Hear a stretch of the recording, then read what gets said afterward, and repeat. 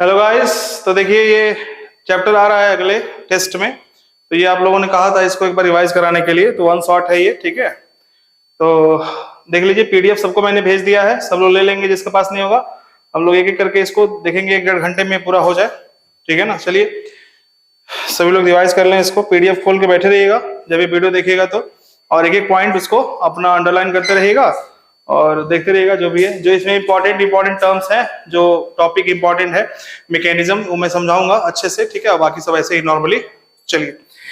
तो ये human physiology का एक बहुत ही इंपॉर्टेंट चैप्टर है, सबके पास में भी पीडीएफ होगा ही, नहीं होगा तो सब लोग उसे ले लेंगे, ठीक है ना कहीं से। ओके, चलिए अब बात करते हैं हम लोग। तो एक्सक्रीटरी सिस्टम, ध्यान से देखिए, अगर टाइम मिलेगा तो प्लांट किंगडम का भी अपलोड करेंगे हम। प्लांट किंगडम जो आ रहा है, क्या नाम है उसका, एक्चुअली में काफी सारा क्लास अभी लेकर के अभी तुरंत जो टाइम मिला रिकॉर्ड कर रहे हैं, तो थोड़ा सा अभी इतना फ्रेशनेस नहीं दिख रहा होगा आपको, पर कोई बात नहीं, कॉन्सेप्ट से मतलब है आपको। चलिए, हमेशा मजा मिले जरूरी थोड़ी है। चलिए देखिएगा, ये यहाँ पे आपने देखा कि accumulation of ammonia, urea, uric acid, CO2, water, Na+, यानी कि हमारे बॉडी में कोई भी चीज, कोई भी मिनरल, कोई भी सब्सटेंस जब एक्सेस अमाउंट में आ जाता है तो उसको हमको रिमूव करना पड़ता है। क्या करना पड़ता है? रिमूव। उसी रिमूवल के प्रोसेस को हम बोलते हैं एक्सक्रीशन। क्या बोलते हैं? एक्सक्रीशन। और जो ऑर्गन पूरा उसके लिए रिस्पॉन्सिबल है उसको बोलते हैं क्या? Excretory system. सारा जो एक सीरीज बना हुआ है ऑर्गन, जैसे किडनी हुआ, आपने देखा, यूरेथ्रा है, यूरिनरी ब्लैडर है, यूरेटर्स हैं, ये सब क्या है? एक एक्सक्रीटरी ऑर्गन के सारे कंपोनेंट हैं, ठीक है ना। तो अब देखिए ध्यान से, यहाँ पे रिमूवल लिखा है टोटली और पार्शियली। मींस जैसे मान लो कि आपके बॉडी में मान लेते हैं 10 मिलीग्राम सोडियम की आवश्यकता है एक दिन में।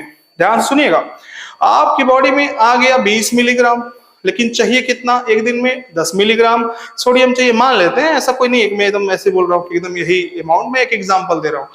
तो उस 10 मिलीग्राम चाहिए, 10 मिलीग्राम एक्सेस आ गया, उसको हटाना पड़ेगा, ठीक है।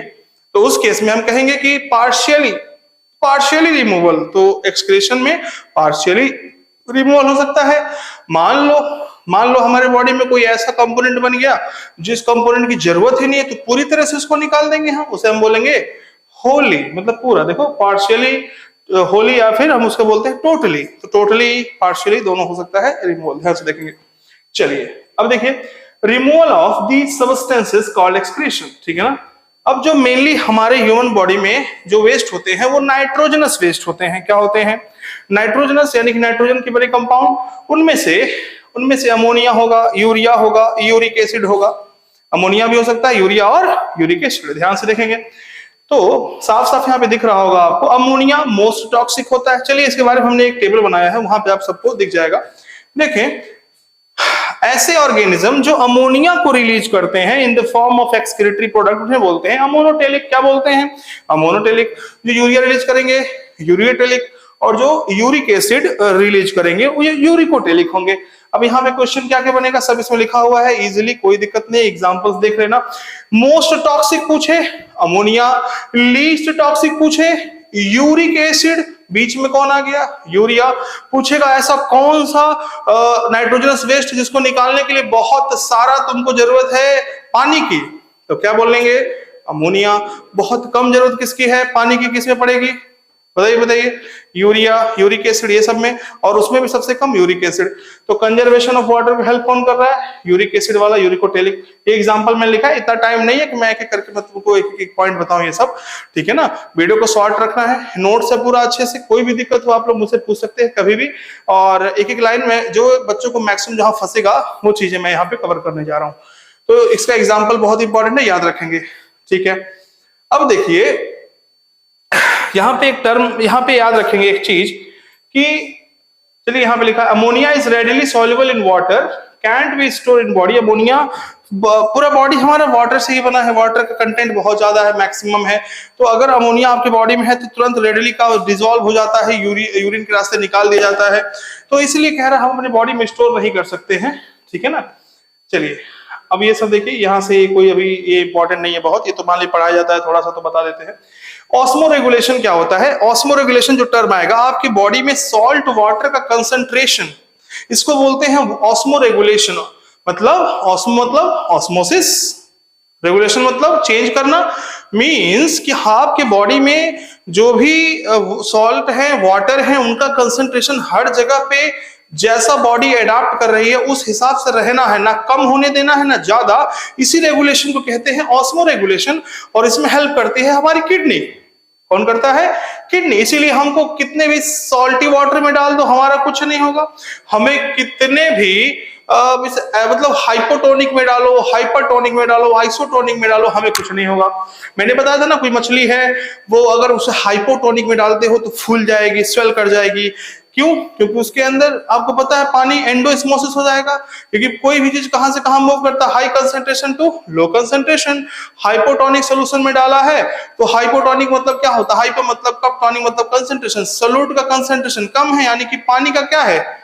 ज्यादा है। तो बाहर पानी ज्यादा, उसके बॉडी में पानी कंपैरेटिवली कम, तो बाहर से अंदर आ जाएगा, वो फूल जाएगी, बस्ट होके मर जाएगी। लेकिन हमारे में ऐसा नहीं है, क्योंकि उसके पास किडनी नहीं। हमारे पास किडनी है, तुरंत सॉल्ट वाटर कंसंट्रेशन को मेंटेन करेगा। कैसे करेगा? यही तो पढ़ना हमको आगे चल के, मैकेनिज्म देखना है। चलिए आगे देखिए। अब देखिए यहाँ पे तो ऑस्मो रेगुलेशन जानते हैं, ये सब पढ़ लीजिएगा। चलिए यहां से हम आवाज देखिए, चैप्टर एक्चुअल में शुरू होता है, ये भी लर्न करने के लिए है। Excretory organs. एक्सक्रीटरी ऑर्गन्स तो हम शुरू से देख रहे हैं इवोल्यूशन कैसे हुआ। शुरू में जो रहते थे, सबसे पहले ऑर्गन कौन रहा होगा? तो देखिए ध्यान से, यहाँ पे लिखा है प्रोटोनेफ्रिडिया और फ्लेम सेल। फ्लेम सेल और प्रोटोनेफ्रिडिया, यानी कि नेफ्रिडिया से पहले वाला जो सेल आया उसे प्रोटो, पहले तो प्रोटो प्रिमिटिव टाइप का। तो देखते हैं आयनिक एंड फ्लूइड वॉल्यूम रेगुलेशन, यानी कि जितने भी ये होंगे ना स्ट्रक्चर जो भी पढ़ेंगे हम लोग, उन सब का काम क्या होगा? आयंस का रेगुलेशन, वाटर का रेगुलेशन, ओवरऑल ऑस्मोटिक रेगुलेशन, जिसे हम कहते हैं ऑस्मो रेगुलेशन, याद रखेंगे। तो एग्जांपल प्लैटीहेलमिंथस, फ्लैटवर्म प्लैनेरिया, रोटिफर्स, सम एनालिड्स, सिफेलोकॉर्डेट, एम्फिऑक्सिस एग्जांपल दिया, तो एग्जांपल याद रखना है, इसमें क्या है बताना है। इसके बाद दूसरे नंबर पे आता है नेफ्रीडिया। नेफ्रीडिया किसमें किसमें पाया जाएगा? नेफ्रीडिया होता क्या है? It is a tubular excretory structure, tubules होते हैं, और पाया जाएगा एनिलिडास में, अर्थवॉर्म में, और पाया जाता है। ये दो एग्जांपल बस दिए हैं, आपने तो पढ़ा होगा एनिमल किंगडम, उसमें डिटेल में ये सब चीजें, तो ये सब लर्न करना है, जरूर क्वेश्चन बनेगा। इसमें कोई कॉन्सेप्ट नहीं होता है, अगर आपको आ रहा है तो कर दिया, नहीं तो फिर उसको करेंगे तो गलत हो जाएगा। चलिए फिर आता है माल्फिगियन ट्यूब्यूल्स। आपको पता है इंसेक्टा में होता है, और लिखा है मोस्ट ऑफ द इंसेक्ट्स, और कॉकरोच में तो होगा ही।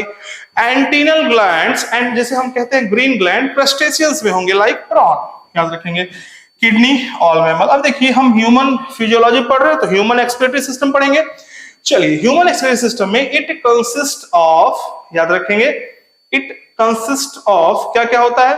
A pair of kidney, a pair of kidney, a pair of ureter, a pair of what? Ureter, एक सिंगल यूरिनरी ब्लैडर, और अ पेयर नहीं होगा, अ सिंगल यूरेथ्रा। चलिए देखिए ध्यान से, यहाँ पे थोड़ा सा है ऐसे नॉर्मली, ये किडनी है, क्या है बाबू? Kidney kidney kidney, okay. यहां से निकला क्या है? यूरेटर, यूरेटर निकला है। यूरेटर जाके मिल रहा है एक बड़ा सा ब्लैडर है, थैला है, जिसे हम बोले यूरिनरी ब्लैडर, और यहाँ एंड जो पॉइंट है बड़ा सा होता है, इतना छोटा ऐसा नहीं होता, इसे बोलते हैं यूरेथ्रा। तो एक यूरेथ्रा है और दो यूरेटर हैं, दो किडनी है, और क्या है? एक यूरिनरी ब्लैडर है। इन सबको मिला के बोलते हैं ह्यूमन एक्सक्रीटरी सिस्टम। क्या बोलते हैं? Human excretory system. चलिए ध्यान से देखें आगे। सबसे पहले किडनी की बात करें तो किडनी क्या होता है? Mesodermal origin. ओरिजिन क्या होती है? ये एम्ब्रियो के कौन से लेयर से बनी है? मीजोडर्मल, मीजोडर्मल लेयर से बनी है, इसीलिए इसका ओरिजिन क्या हो गया? मीजोडर्मल। बीन शेप होती है, रेडिश ब्राउन होती है, ये सब कैरेक्टरिस्टिक हैं इसके, मींस फीचर्स हैं, याद रखने हैं आपको। लोकेशन कहां पाया जाता है? Literally on either side of vertebral column, ठीक है ना, देख रहे हैं ना आप लोग, देख रहे हैं यहाँ पे, ठीक है। Laterally on either side of vertebral column, levels between last thoracic and third lumbar vertebrae. जो वर्टिब्रल कॉलम है आपका यहां से शुरू हो जाता है, सीरियली अरेंज होते हैं, बताइए कितने होते हैं? 26 होते थे। ये जो वर्टिब्रा है एक एक के, उसमें से याद रखना है कि जो 12वें थोरेसिक से लेकर तीसरे लंबर तक के बीच में T12 L3 इसी के बीच में ये पाया जाएगा। तो ये याद रखेंगे, 12वें थोरेसिक वर्टिब्री और तीसरा लंबर वर्टिब्री, इन्हीं के बीच में ये पाए जाएंगे। ओके, और and third number dorsal of abdominal cavity, ये थोरेसिक कैविटी है, ये एब्डोमिनल कैविटी है, ये वेंट्रल पोर्शन है, ये पीछे वाला क्या है? डॉर्सल है, तो डॉर्सल में पाया जा रहा है, ये भी याद रखेंगे, डॉर्सल ऑफ एब्डोमिनल कैविटी। उसे हम रेट्रोपेरिटोनियल कैविटी कहते हैं। तो हमारे मतलब एनसीईआरटी में नहीं है तो ज्यादा उसको फोकस नहीं करना है, बस ऐसे ही बता जनरल नॉलेज के लिए। अब देखिए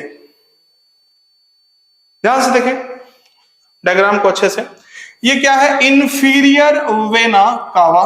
क्या है? Inferior vena cava. Vena cava का काम क्या होता है? डीऑक्सीजनेटेड ब्लड को कहां लेके जाना? वापस हार्ट में लेके जाना। कहां से?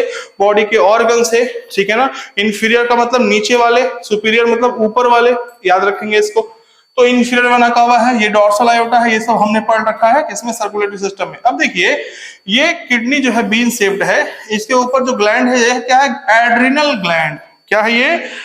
Adrenal gland. देखिए ध्यान से देखें ये डॉर्सल आयोटा है, ब्लड आता होगा, इस रास्ते जाता होगा, ये क्या है? वेना कावा है, याद रखेंगे। अब देखिए यहां से ये जो किडनी है यहाँ पे, यहां से निकला हुआ है यूरेटर, यहां से भी निकला हुआ है यूरेटर, ठीक है ना। ध्यान से देखें अंदर क्या है, ये देखो, ये दिख रहा है आपको, रेनल आर्टरी है, रेनल आर्टरी है, ब्लड को लेके आएगी, है कि नहीं। ये क्या है? रेनल वेन, ब्लड को लेके जाएगा। तो ये सब स्ट्रक्चर है, ध्यान से देखेंगे। ओके, ये यूरेटर है नीचे, ये यूरिनरी ब्लैडर है, नीचे यूरेथ्रा दिख रहा होगा आपको। चलिए अब देखिए human kidney is right, kidney right वाला मींस ये वाला एट स्लाइटली लोअर, ये थोड़ा सा लोअर होता है, मींस यहाँ पे लीवर होता है, लीवर की वजह से यहाँ पे थोड़ा जगह कम हो जाता होगा, जिसकी वजह से ये थोड़ा सा नीचे होता है इसके मुकाबले, लेफ्ट वाला थोड़ा ऊपर होता है, याद रखेंगे इसको। Measurement, length, breadth, thickness, weight, ये सब देख लेंगे। बस चलिए आते हैं यहाँ पे नेक्स्ट मोस्ट इंपॉर्टेंट, मैंने बताया था, चलिए ध्यान से देखें इसको। ये है T12 थोरैसिक, ठीक है, और यहां पे होगी कौन सी? L3 यानी कि लंबर वर्टिब्रे, तीसरी वाली, इनके बीच में है कौन? किडनी। चलिए ध्यान से देखते हैं। चलिए क्लियर नहीं है, थोड़ा क्लियर करते हैं इसको पहले। ये जो ग्रीन ग्रीन दिख रही है आपको, जिसे मैं फिर से येलो कर दे रहा हूं, ठीक है, तो ये क्या है? ये ब्लड, ये आर्टरी है, तो ये ब्लड को क्या करेगी? ले आएगी, ठीक है। और ये क्या है? वेन है, रिनल वेन, तो ये क्या करेगा? उसको ले जाएगा। ये हो गया, कंफर्म हो गया। अब देखिए ये बाहर निकला हुआ है हिस्सा, इसे हम बोलते हैं यूरेटर। यूरेटर देखेंगे जाके ऐसे अपना एक ऐसे एरिया बना दिया है, ठीक है, इसे हम बोलते हैं रेनल पेल्विस। क्या बोलते हैं? रेनल पेल्विस बोलेंगे। ये जो वाइडर एरिया बन गया है एक, उसे क्या बोलेंगे? Renal pelvis. अब ध्यान से देखें, रेनल पेल्विस से छोटा छोटा स्पाइक्स निकला हुआ है, इसे हम बोलते हैं कैलिक्स या फिर कैलाइसिस। क्या बोलेंगे? कैलिक्स या तो कैलाइसिस। अब देखें ये पूरे किडनी को हम दो पार्ट में बांट देते हैं। इसमें ये जो बाहर है ये सब कॉर्टेक्स है। ये क्या है बाबू? कॉर्टेक्स, याद रखेंगे ये सब कॉर्टेक्स है। और उसके अंदर वाला पोर्शन मेडुला है। अंदर वाला पोर्शन क्या है? मेडुला। अब देखिए ध्यान से, मैं इस पे झाड़ू लगा दूं। हाँ देखें, ये जो मैंने बताया कैलिक्स है, कैलिक्स पे ऐसे बना हुआ है, एक आपको दिख रहा है स्ट्रक्चर ट्रायंगुलर शेप का, पिरामिडल शेप का। ये है बाबू मेडुलरी पिरामिड, क्योंकि मेडुला में है। तो मेडुला का मेजर जो पोर्शन है वो मेडुलरी पिरामिड कवर करता है। ध्यान से देखेंगे फिर से, ये यूरेटर है, यूरेटर जाके आगे बढ़ गया, ये क्या हो गया? ये पूरा हो गया आपका रेनल पेल्विस, यहां से स्पाइक निकले हुए हैं, ये क्या है? कैलिक्स, प्लूरल में कैलिसिस हो गया। और इन पे कौन जाके लगा हुआ है? Medullary pyramid. कितने होते हैं? 8 से 12 होते हैं एक किडनी में, मैंने 5-6 दिखाया है यहाँ पे। चलिए अगर हम देखें इधर से कैसी है? कॉन्वेक्स, बल्जिंग आउट है। इधर से कैसी है? कॉनकेव। कैसी है? कॉनकेव। अब देखो एक बात, यहां से ये जो आपको दिख रही हैं पिरामिड्स, इनके बीच में भी कॉर्टेक्स अंदर तक एक्सटेंड है, इसे हम बोलते हैं रीनल कॉलम ऑफ बर्टीनी। क्या बोलते हैं? रीनल कॉलम ऑफ बर्टीनी, या तो जनरली कॉलम ऑफ बर्टीनी, कोई दिक्कत नहीं है। तो ये कॉर्टेक्स हो गया, अंदर क्या हो गया? मेडुला हो गया। चलिए ध्यान से देखें, ये क्या है? Main inner layer of kidney, renal capsule. ये जो कवरिंग है इसको हम बोलते हैं रेनल कैप्सूल। और भी कवरिंग्स होती हैं, ठीक है ना, उसको हमको ज्यादा पढ़ना नहीं होता है। लिखा है ना, outer layer of kidney, tough capsule, above renal capsule, adipose tissue layer present. ये सब हमारे एनसीईआरटी का रिजल्ट फैस गया, ये सब इग्नोर करना है। चलिए अब देखें, towards the centre of inner concave surface of kidney is a notch called hilum through which ureter and renal vein leaves the kidney and nerves and renal artery enters। सब easy है, इसमें कोई बात नहीं। किडनी के inside दो part है, outer cortex, बाहर वाला बताया मैंने, अंदर वाला क्या है? Medulla. Medulla contains medullary pyramids 8 से 12 पर किडनी। कॉलम्स ऑफ बर्टीनी क्या है? Cortex extends in between the medullary pyramids called renal column और column of Bertini। चलिए ये पढ़ लीजिएगा, ठीक है ना, कि अगर मान लो किसी का एक किडनी निकाल दिया गया तो दूसरे किडनी का साइज थोड़ा बढ़ जाता है, उसके फंक्शन को दूसरी किडनी संभाल लेता है। इस प्रोसेस को बोलते हैं कंपनसेट हाइपरट्रॉफी, और ये आपको याद नहीं रखना है, बस नॉलेज के लिए लिख दिया मैंने, not for NEET. Okay, urethra, ध्यान से देखें, मेल्स में यूरेथ्रा जो होता है, जहां से फाइनली जो फिल्ट्रेट यूरिन है बाहर आता है, क्या कह रहा है? In males leads to end of पेनिसेमिन रिप्रोडक्शन में बताया था कि यूरेथ्रा के रास्ते मेल गैमीट भी निकलता है, सीमेन भी निकलता है और यूरिन भी निकलता है। बोलो यस, बताया था कि नहीं बताया था? तो वही है मेल में, इसीलिए मेल में इसको बोलते हैं यूराइनो जेनाइटल ऑर्गन।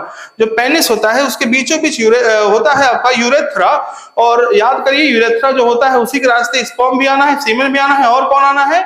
और समय पे यूरिन भी आना है।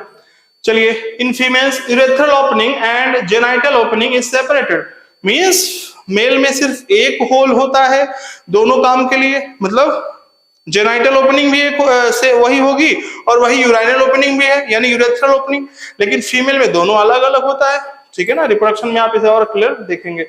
अब देखिए नेफ्रॉन की बात करते हैं, ठीक है ना। जैसे हमारी बॉडी का फंक्शनल यूनिट स्ट्रक्चरल यूनिट कौन होता है? सेल होता है, उसी तरह किडनी का होता कौन है functional unit structural unit? Nephron. Nephron, एक किडनी में 1 मिलियन नेफ्रॉन्स होते हैं, नेफ्रॉन याद रखेंगे, बहुत इंपॉर्टेंट है। तो क्या लिख रहा है? Each kidney has nearly 1 million, each kidney nearly has 1 million complex tubular structure called nephron which are functional unit of, ठीक है ना। स्ट्रक्चरल भी होता है, एनसीईआरटी ने बस फंक्शनल लिखा है, तो मैंने पहले फंक्शनल लिखा है थोड़ा इंपॉर्टेंस देने के लिए एनसीईआरटी को। These nephrons are arranged in a radiating fashion within renal pyramids। देखा आपने कि जो renal pyramids था उसी में ये nephrons ऐसे radiating fashion में रेडिएशन बाहर निकलते हुए दिखाई देते हैं, ऐसे जुड़े हुए हैं। इन्हें हम यूरिनिफेरस ट्यूब्यूल भी कहते हैं, क्योंकि यूरिन यहीं पे फॉर्मेशन होगा, याद रखेंगे इसको। आगे देखें, नेफ्रॉन को हम 2 पार्ट में बांटेंगे, ग्लोमेरुलस और रीनल ट्यूब्यूल। नेफ्रॉन को हम 2 पार्ट में बांट के पढ़ेंगे। एक जो ऊपर वाला पार्ट होगा, कटोरी वाला पार्ट जैसे लगता है ना, कटोरा कप शेप, उसे हम ग्लोमेरुलस देखे कहेंगे, और अगला जो ट्यूब्यूल वाला पार्ट होगा उसे रीनल ट्यूब्यूल कहेंगे, याद रखेंगे। रीनल ट्यूब्यूल में फिर हम पढ़ेंगे Bowman capsule, PCT, loop of Henley, DCT, ये सब देखेंगे आगे चल के देखना। ग्लोमेरुलस, ध्यान से देखें, ग्लोमेरुलस पढ़ते हैं शुरू से। It is a bunch of capillary formed by afferent arteriole, a fine branch of renal artery. ध्यान से देखें, अभी और आगे देखेंगे। ये मान लो है आपका, देखिए ध्यान से, इसे कहते हैं Bowman's capsule. It is a part of renal tubule. इसके अंदर यहां से आ रही है कुछ रीनल आर्टरी की फाइन ब्रांचिंग, पत्ते पत्ते जिसे हम बोलते हैं अफरेंट। ए से आना, ए से एफरेंट, याद रखो, ए से आना, ए से एफरेंट, यानी कि जो ब्लड को लेके आ रहा है उसे हम बोल रहे हैं एफरेंट, आओ, ए से आओ, और ई से एग्जिट, जाओ। तो आ रहा है वो थोड़ा मोटा दिखाया है, जो जा रहा है पतला दिखाया है, याद रखेंगे इसको। चलिए अब देखें, एफरेंट आर्टरियोल है, ये इफरेंट आर्टरियोल है।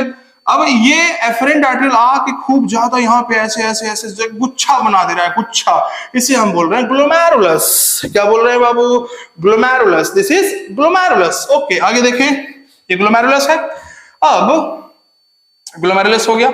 अब ये जो है ये रीनल ट्यूब्यूल का पार्ट है पहला, जिसे बोलते हैं BC, मतलब बोमन्स कैप्सूल।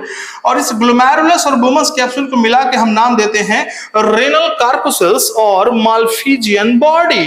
रेनल कार्पुसल, यानी कि हम कह सकते हैं कि, क्या कह सकते हैं कि glomerulus plus Bowman's capsule is equal to renal corpuscles और माल्फिजियन बॉडी। ओके, आगे बढ़िए, इसको इग्नोर करिए, नॉर्मल जो बता रहे हैं बस वही पढ़ना, नीट के लिए वही है, बाकी सब तो पढ़ाने के वन शॉट है ना बाबू, तो वही पढ़ते हैं जो जरूरत वाली है, बाकी नॉलेज के लिए पढ़िए, कोई प्रॉब्लम नहीं है। बोमन्स कैप्सूल, बोमन्स कैप्सूल देखिए, मैंने कहा था ना, हमने अभी पढ़ा ग्लोमेरुलस के बारे में, थोड़ा सा इसके बारे में देखो। Double walled cup like structure, double wall है, 1 2 कप टाइप है, चाय पीना इसी में। आगे देखो, इट होगा यहाँ पे, इट इनक्लोजेस ग्लोमेरुलस, इसके अंदर कौन है, ग्लोमेरुलस है। आगे देखें फंक्शन क्या होगा, initiation of filtration of blood, यहाँ पे ब्लड का फिल्ट्रेशन शुरू होगा। It is formed by afferent और इफरेंट, एफरेंट मतलब क्या होगा, bring blood in Bowman's capsule, take away blood from Bowman's capsule. अब देखिए ग्लोमेरुलस प्लस बोमन्स कैप्सूल को हमने कहा माल्फिजियन बॉडी और renal capsules. Malpighian body is responsible for the first step of urine formation. ये जो रीनल कॉर्पसल है या माल्फिजियन, देखिए जिस स्पीड जिसको तेज लगेगा ये यूट्यूब पे रहेगा 0.5 में आप देखिएगा, ठीक है ना। बहुत स्लो करेंगे तो 4-5 घंटा लग जाएगा, ठीक है। अभी सुबह से क्लास लेके अब जाके समय मिला है, इसको हम तब कर रहे हैं। परसों टेस्ट है 2 दिन बाद, ठीक है ना, 2-3 दिन बाद नर्सों। तो अब इसके लिए इसीलिए सभी लोग देखेंगे इसको एज अ रिवीजन, जो अच्छे से पढ़ा है और जो नहीं पढ़ा वो भी देखेगा, पूरा इसमें कंप्लीट होगा। जिसको फास्ट लग रहा होगा वो 0.5 पे कर ले, 0.75 पे कर लेगा, अपना स्लो अपने हिसाब से करेंगे। चलिए अब देखें, afferent arterioles has much more diameter than of efferent, afferent का ज्यादा होता है, एफरेंट का ज्यादा होता है, इफरेंट का कम होता है। चलिए यहाँ स्ट्रक्चर यहाँ पे दिख रहा है आपको सामने, देखिए ये बाहरी वाला आउटर वॉल है, ठीक है। ये इनर वॉल है, इनर वॉल में ऐसे से आपको दिख रहा है इंट्रिंसिक, मतलब ऐसे पोर्ट दिख रहे हैं बाबू। सिंपल स्क्वामस एपिथेलियम से बना हुआ, ये भी सिंपल स्क्वामस एपिथेलियम से ही बना है, लेकिन ऐसे इंट्रिंसिक मैनर में है, मतलब अल्टरनेट है, थोड़ा थोड़ा कॉम्प्लेक्स है। ये फिल्ट्रेशन पोर कहते हैं, स्लिट कहते हैं। इसका काम क्या है आगे चल के देखेंगे। ये पोडोसाइट सेल कहते हैं क्योंकि टीथ लाइक अपीयरेंस इसका होता है। मींस अगर आप देखेंगे इसको तो ऐसे ऐसे होता है पूरा स्लिट्स, तो टीथ लाइक अपीयरेंस, इसलिए पोडोसाइट्स इसे हम कह देते हैं, याद रखेंगे इसको। चलिए अब देखें यहाँ पे, ये मैंने ऐसे लिखा है थोड़ा याद करने के लिए, देख लीजिएगा। चलिए यहाँ पे हम नेफ्रॉन का पूरा स्ट्रक्चर एक बार देख लेते हैं। देख एफरेंट आर्ट्रियोल यहाँ आया, यहाँ पे खूब गुच्छा बनाया, फिर यहाँ से निकल गया in the form of efferent arteriole. अब ये इफरेंट आर्ट्रियोल जाके डीसीटी से ऐसे ऐसे ऐसे ऐसे से पूरा पूरा आ रहा है, इसको डीसीटी पे लपेटा है, फिर यहाँ पे वासा रेक्टा बन गया है, फिर यहाँ पीसीटी को लपेटा है। तो याद रखेंगे डीसीटी को और पीसीटी को जब लपेटेगा इफरेंट आर्ट्रियोल तो इसको हम पेरिट्यूबुलर कहेंगे। क्या कहेंगे? पेरिट्यूबुलर कहेंगे। और अगर यही इसको लपेट रहा है, किसको, क्या नाम है इसका, हेनले लूप को, तो हम इसको क्या कहेंगे? वासा रेक्टा कहेंगे। चलिए फिर से पहले देखते हैं। नॉर्मली मैंने कहा नेफ्रॉन को हम पहले 2 पार्ट में पढ़ेंगे, एक ग्लोमेरुलस एक रीनल ट्यूब्यूल। तो आपका ग्लोमेरुलस जो है ये है, पता चल गया सबको। अब रीनल ट्यूब्यूल में सबसे पहले दिखा आपको बोमन्स कैप्सूल, फिर ये पीसीटी है, ठीक है ना, पीसीटी। इसके बाद पीसीटी के बाद ये ऐसे हेयर पिन लाइक स्ट्रक्चर है जिसे हम बोलेंगे हेनले लूप या लूप ऑफ हेनले, फिर ये डीसीटी है और लास्ट में है कलेक्टिंग डक्ट। अब याद रखना collecting duct is not part of the nephron, ठीक है ना। कई सारे नेफ्रॉन जाके कलेक्टिंग डक्ट में मिले रहते हैं, याद रखेंगे इसको। अब देखिए चलिए अब देखिए इसकी हम बात कर रहे थे। यहाँ बोमन्स कैप्सूल पीसीटी थोड़ा सा ऐसे कन्वोल्यूटेड है। पीसीटी का फुल फॉर्म क्या होगा? Proximal the pass. ग्लोमेरुलस यहाँ बोमन्स कैप्सूल के पास है तो पीसीटी ये दूर है, तो डीसीटी कन्वोल्यूटेड ऐसे मुड़ा मुड़ा है। चलिए अब देखिए ये नीचे आ रहे हैं, ये पूरा हेनले लूप है तो हेनले लूप नीचे आ रहे हैं तो descending limb of Henle loop, ये वाला ऊपर जा रहे हैं तो ascending limb of Henle loop. चलिए ध्यान से देखिए, अब यहां से इफेरेंट आर्ट्रियोल आ रहा है, डीसीटी को लपेट रहा है, पीसीटी को लपेट रहा है। उसके बाद उसके पहले किसको लपेट रहा होगा? देखो किसके आसपास से गुजरा हुआ है बाबू, ध्यान से देखो। ऐसे स्ट्रक्चर बहुत कॉम्प्लेक्स होता है, ठीक है। तो जब इफेरेंट आर्ट्रियोल हेनले लूप को ऐसे लूप को ऐसे मतलब लपेट के रैप करते हुए जाता है तब इसको हम बोलते हैं वासा रेक्टा। अब ये इधर से आ रहा है, इसमें कोई भी चीज मूव कर रहा है, ब्लड तो ऐसे मूव कर रहा है, ऐसे तो नीचे जा रहा है, तो इसे हम बोलेंगे डिसेंडिंग वासा रेक्टा। क्या बोलेंगे? डिसेंडिंग लिम्ब ऑफ वासा रेक्टा, तो डिसेंडिंग वासा रेक्टा। और जो इधर से जा रहा है इसे बोलेंगे असेंडिंग। तो याद रखेंगे ये इधर से ऐसे आ रहा है ब्लड, डिसेंडिंग नीचे जा रहा है किसमें? लूप ऑफ हेनले में, तो इसे बोल रहे हैं descending limb of loop of Henley. यहाँ से ऊपर जा रहा है तो इसको बोल रहे हैं ascending limb of loop of Henley. लेकिन अगर हम वासा रेक्टा की बात किए तो वासा रेक्टा इधर से देखना है हमको, इधर से नीचे आ रहा तो ये वाला डिसेंडिंग ये वाला असेंडिंग, दोनों याद रखेंगे। आगे चल के इसका बहुत बड़ा फंक्शन है जिसे बोलते हैं काउंटर करंट मैकेनिज्म। चलिए ध्यान से देखें।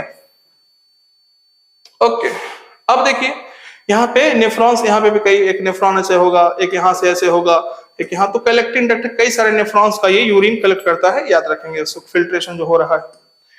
अब देखिए passage of urine, nephron collecting duct में आएगा, फिर मेडुलरी पिरामिड में माइनर कैलिक्स, मेजर कैलिक्स जानने की जरूरत नहीं, बस ऐसे ही है नॉर्मल जनरल नॉलेज ये सब बस। चलिए आप लोग जानते हैं सब। आगे देखेंगे note, after blood capillary around, देखिए आफ्टर तो काट दिया है मैंने, ब्लड कैपिलरीज जो है एफरेंटियोल के जो ब्रांचेस हैं अराउंड डीसीटी, जब डीसीटी और पीसीटी को लपेटेंगी तो हम उसको बोलेंगे पेरिट्यूबुलर कैपिलरी। क्या बोलेंगे?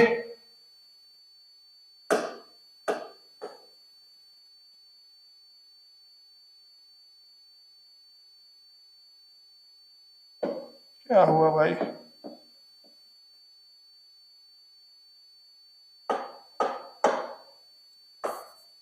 चलिए देखते हैं, जब blood capillary around DCT and PCT called peritubular capillary, ठीक है, और blood capillary around loop of Henley उसी को हम वासा रेक्टा बोलने बता दिया हमने। चलिए अब देखिए इसके बाद आता है पीसीटी। पहले हमने देखा ग्लोमेरुलस, दूसरा देखा हमने बोबस कैप्सूल, उसके नीचे जस्ट कौन है? पीसीटी। पीसीटी का काम क्या है? प्रोक्सिमल, पहले इसका फुल फॉर्म देख लीजिएगा, ल्यूमेन, ठीक है ना, ये सब पूरा लिखिएगा, देखिएगा यहाँ पे मैक्सिमम रीअब्जॉर्प्शन होता है 70 से 80% वाटर और इलेक्ट्रोलाइट का, lined by simple cuboidal brush border, ठीक है ना। The epithelium cells of this region are specialised for transport of salts and other substance from lumen to interstitial fluid. Active absorption take place होता है यहाँ पे। If PCT removed urine dilute हो जाएगा, ठीक है ना। क्यों होगा हम आगे देखेंगे इसका। लूप ऑफ हेनले, ध्यान से देखें, loop of Henle hair pin like होता है, स्टार्ट आफ्टर, देखिए ये सब स्ट्रक्चर है, मैं ऐसे से पढ़ दे रहा हूँ, बस नॉर्मल है, इजी है, आगे क्योंकि अभी मैकेनिज्म आएंगे वहां पे टाइम लगेगा। Descending limb, loop of Henley का डिसेंडिंग लिम्ब देखेंगे तो वो होता है परमिएबल फॉर वाटर, वाटर जब नीचे जाएंगे तो वाटर निकल जाता है ताकि जो फिल्ट्रेट है वो कंसंट्रेट हो सके, लेकिन जब फिर ऊपर चढ़ेगा तो परमिएबल फॉर सॉल्ट होता है, सॉल्ट उसमें निकलेगा बाहर ताकि क्या हो सके, वो डाइल्यूट हो सके। क्यों? नीचे जाने पे कंसंट्रेशन जरूरी है, ऊपर डाइल्यूशन, हम देखेंगे आगे मैकेनिज्म में। फिर आएगा डीसीटी डिस्टल, दूर वाला, कंडीशनल रीअब्जॉर्प्शन होगा कभी कभी जरूरत पड़ने पे। Collecting duct, cortex plus medulla, मतलब दोनों में पूरा ऐसे प्रेजेंट होता है, आधा उसमें आधा उसमें। रीअब्जॉर्प्शन वाटर, यहाँ पे भी रीअब्जॉर्ब होगा वाटर का टू प्रोड्यूस ताकि यूरिन और कंसंट्रेटेड हो सके, ताकि वाटर का लॉस कम हो सके। Secrete urea into medulla to maintain osmosis concentration, ठीक है ना, यूरिया भी थोड़ा सेक्रेट करता है।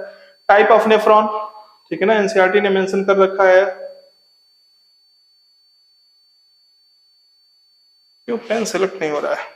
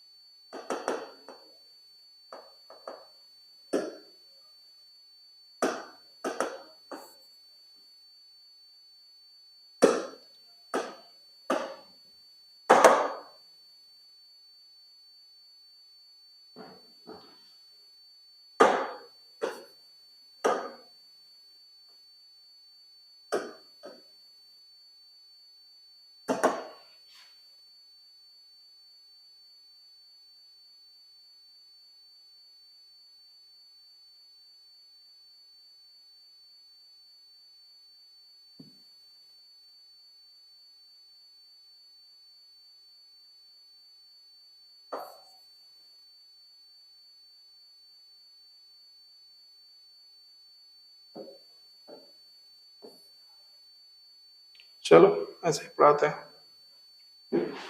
देखिए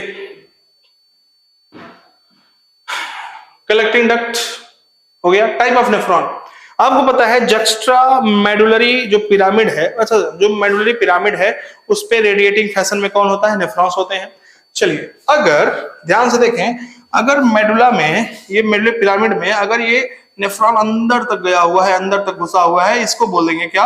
जक्स्ट्रा मेडुलर नेफ्रॉन। और अगर ऊपर ऊपर से निकल गया है देखो तो बोलेंगे कॉर्टिकल नेफ्रॉन। ठीक है, दोनों में देखो क्या है, कॉर्टिकल नेफ्रॉन मतलब loop of Henle too short, देखो अंदर गया ही नहीं है तो शॉर्ट होगा ना loop of Henley. And very little portion of it present in medulla, बहुत छोटा सा पोर्शन प्रेजेंट है, वही लिखा है मैंने। मेजॉरिटी नेफ्रॉन, बॉडी में जितने नेफ्रॉन पाए जाते हैं उसका मेजर हिस्सा जो है, मैक्सिमम जो है वो कौन है? कॉर्टिकल। उसी का उल्टा क्या है वो, याद रखना इसको। अब देखो most important part that is urine formation. क्या है most? Urine formation. Urine formation का मतलब क्या होगा?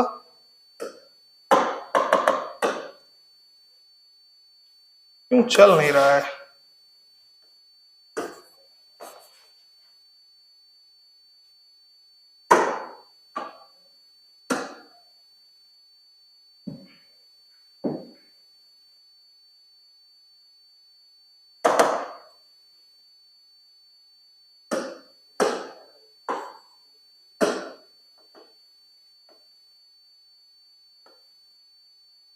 पता नहीं क्यों नहीं हो रहा है। चलिए देखते हैं, ऐसे ही पढ़ो, क्या करोगे भाई, पूरा कैमरा बंद करना पड़ेगा। Urine formation, it involves mainly three process. Urine formation देखने वाले हैं हम, जिसके लिए हम ये वीडियो बना रहे थे, एक्चुअल में यही सब है। यूरिन फॉर्मेशन ध्यान से देखेंगे।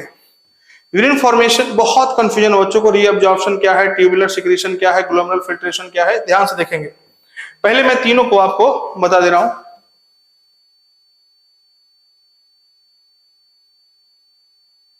चलिए देखिए, ग्लोमेरुलर फिल्ट्रेशन, रीअब्जॉर्प्शन, ये तीन, और तीसरा है ट्यूबुलर सिक्रेशन, तीनों से मिला करके बना है क्या। चलिए मैं तीनों को फिगर बना के, यहाँ पे तो काम नहीं हो रहा है, यहाँ पे ले जाते हैं आपको, ठीक है।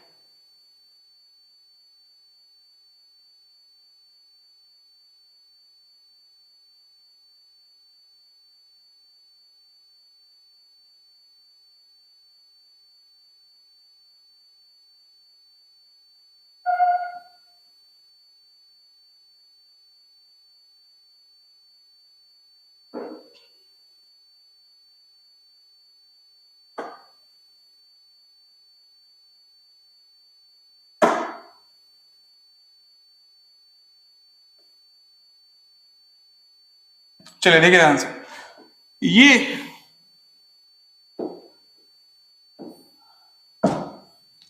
देखिए ये है आपका, चलिए मान लेते हैं ऐसे ही बना दिया हमने आपको समझाने के लिए, ध्यान से देखना।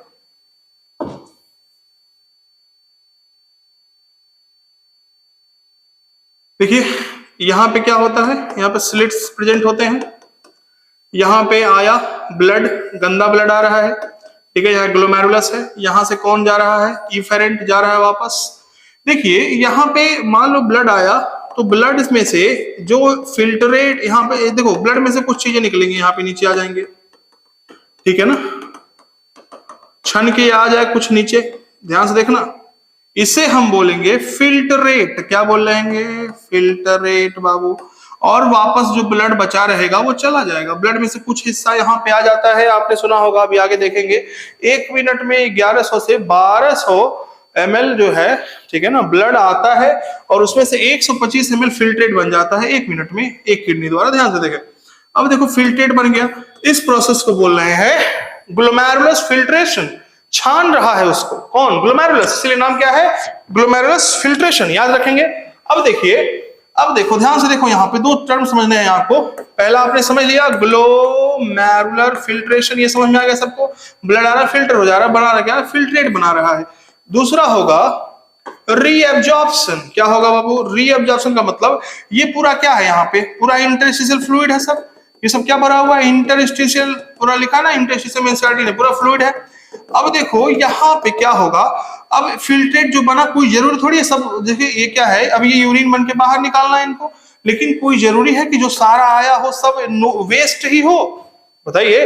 कुछ इसमें से ऐसा भी होगा जो हमारी बॉडी को नीड होगी, उसको फिर से बॉडी द्वारा एब्जॉर्ब कर लिया जाएगा, और इसको बोलते हैं रीएब्जॉर्प्शन। यहां मान लो ब्लड वेसल्स है, ब्लड वेसल्स, ये ब्लड वेसल्स है, तो ब्लड वेसल में, ट्यूब्यूल से ब्लड वेसल में आना, याद रखना, ट्यूब्यूल से ब्लड वेसल में आना कहलाएगा रीएब्जॉर्प्शन। क्या कहलाएगा, यानी कि जो रेनल ट्यूब्यूल है, डीसीटी है, ठीक है ना, जो लूप ऑफ हेनले है, वहां से ब्लड में वापस खींच लिया जाएगा, ब्लड वेसल्स में वापस खींच लेंगे चीजों को, जो फिल्ट्रेट है उसमें से अच्छी चीजें जो बॉडी को नीड है, इस प्रोसेस को बोलते हैं रीएब्जॉर्प्शन। क्या बोलते हैं, रीअब्जॉर्प्शन। और अब देखो यहाँ आया, मान लो ब्लड वेसल्स हैं, इनमें से कुछ चीजें ऐसी है जिन्हें हम वापस इसमें भेज सकते हैं, जो गंदी है, वेस्ट है, इसको हम भेज देते हैं वापस, ठीक है ना, या तो बाहर चली जाएंगी, या तो इसके कंसंट्रेशन को मेंटेन करने के लिए जरूरत था, तो हमने ब्लड वेसल से, याद रखो, ब्लड वेसल से ट्यूब्यूल में जब कोई चीज भेजते हैं तो ऐसा लगता है कि ट्यूब्यूल से निकल के जा रही है, तो हम इसे बोलते हैं ट्यूबुलर सिक्रीशन। तो कितने लोग का ये बहुत ज्यादा ये क्या होता है, डाउट होता है, सर रीअब्जॉर्प्शन क्या होता है, तो रीअब्जॉर्प्शन मतलब ट्यूब्यूल से ब्लड में ले जाना, और सिक्रीशन मतलब ब्लड से ट्यूब्यूल में ले जाना। एकदम इस वर्ड को ध्यान देना, कंफ्यूजन होती है बच्चों को जब एनसीईआरटी का फिगर देखते हैं। चलिए आगे देखते हैं हम लोग।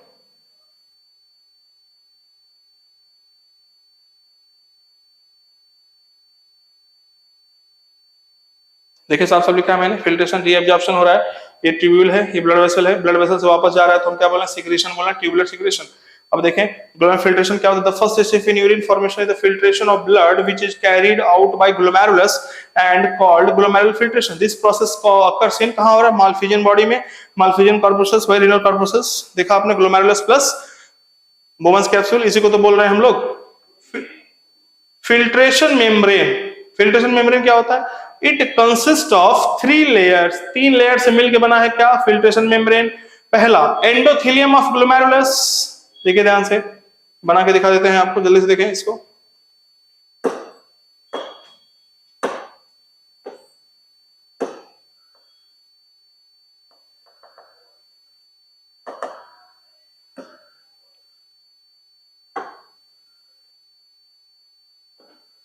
देखिए ये मान लो है,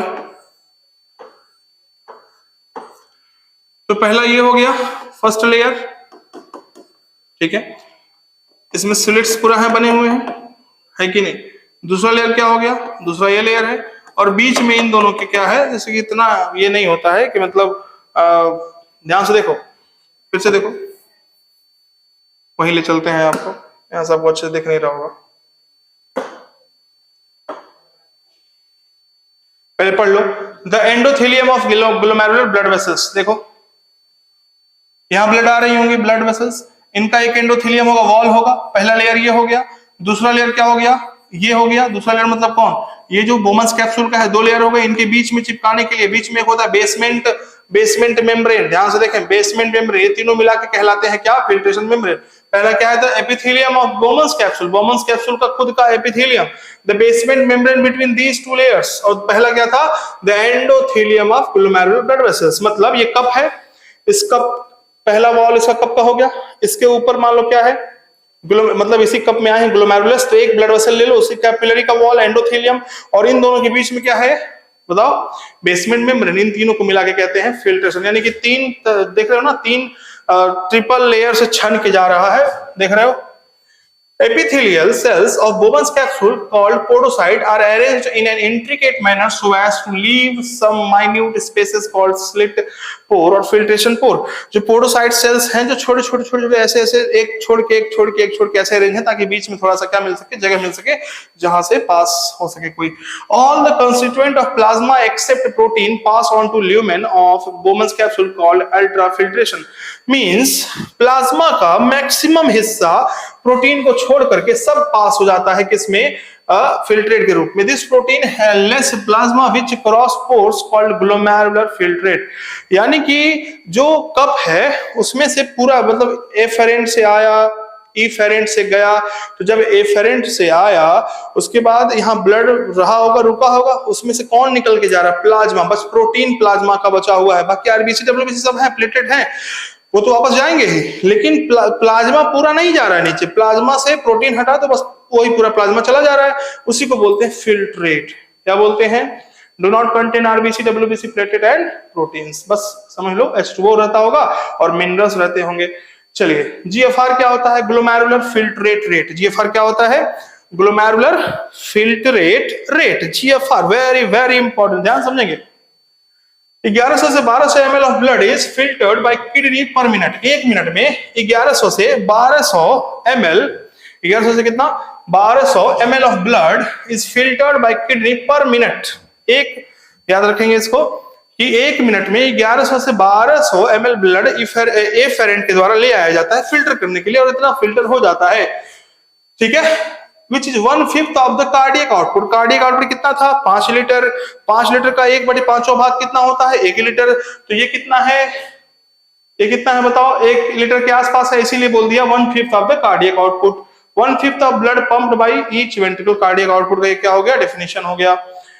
मींस किडनी, बोथ किडनी से एक मिनट में 1000 से 1200 ml ब्लड पास कर रहा है, याद रखेंगे।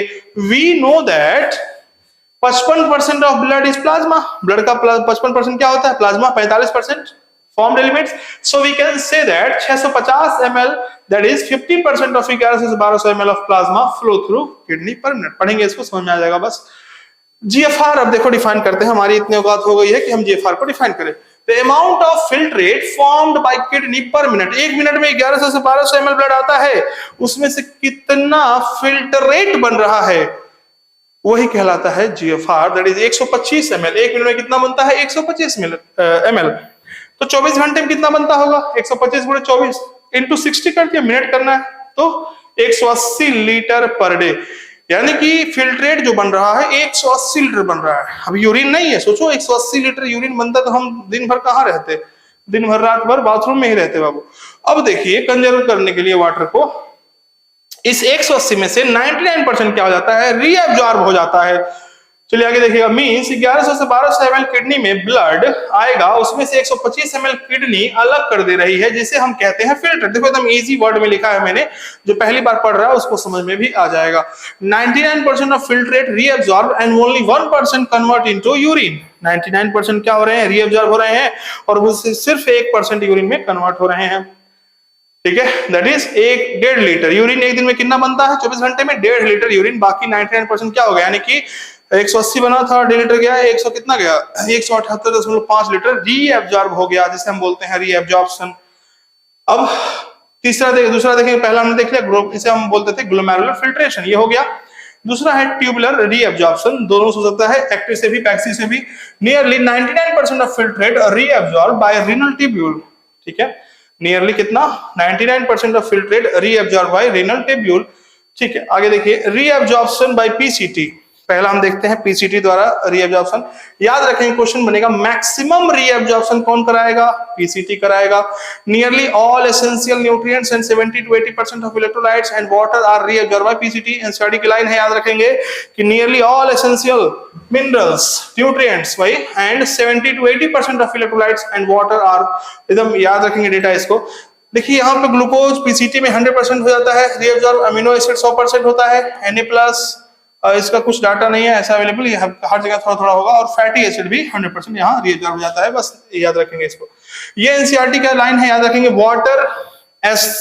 वाटर कार्बोनेट आयन HCl, ये सब भी यहीं पे रीअब्जॉर्ब होते हैं, बट ये पैसिव ट्रांसपोर्ट से होंगे। कैसे होंगे, पैसिव। रीअब्जॉर्प्शन अब देखेंगे, लूप ऑफ हेनले में 5% होगा, कितना परसेंट होगा, 5%, बस 5%। Minimum reabsorption in ascending limb, descending में होगा थोड़ा बहुत, मान लेते हैं 4%, और 1% कहां होगा, ऊपर की तरफ, यानी कि असेंडिंग लिम्ब में। High osmotic concentration of medullary intestinal fluid is due to this LOH, यानी कि LOH मतलब loop of Henle. Loop of Henle, high osmotic concentration of medullary interstitial fluid is due to this loop of Henle. जो कंसंट्रेशन high है, यानी कि salt का मात्रा ज्यादा है loop of Henle interstitial fluid में, जिसमें वो रखा गया है पूरा पूरा नेफ्रॉन, ठीक है ना, उसका कंसंट्रेशन ज्यादा है। क्वेश्चन पूछे किसकी वजह से, तो लूप ऑफ हेनले की वजह से, याद रखेंगे। चलिए यहाँ पे कुछ बातें हैं, ये पता नहीं क्यों काम नहीं कर रहा है, कुछ हम लिख ही नहीं पा रहे हैं, रुकिए बंद कर दें एक बार, ठीक है, 2 मिनट का ब्रेक है, थोड़ा सा कुछ पॉपकॉर्न वगैरह खा लो बस।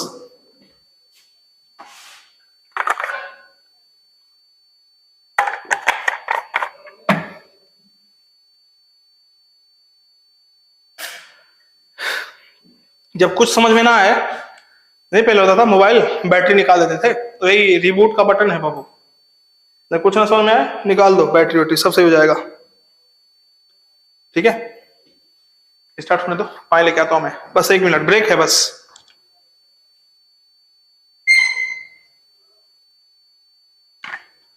बाहर से दरवाजा ही बंद कर दिए, बताओ, अत्याचार, कोई बात नहीं।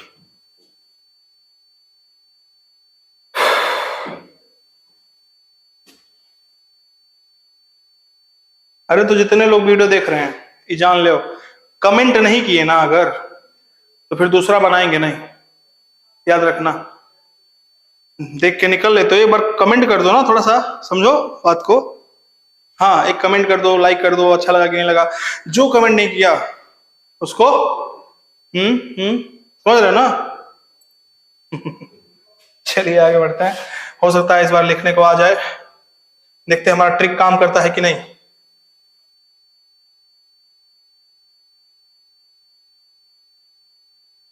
काम कर जाओ, यस। चलिए यहां पे देखें, क्या देखेंगे, चलिए अब एनर्जीज पढ़ाते हैं थोड़ा सा। देखिए आप देखेंगे जो ये लूप ऑफ हेनले है, ये मोटा सेगमेंट है, थिक सेगमेंट है, यहां पतला सेगमेंट है, फिर यहां से मोटा सेगमेंट है।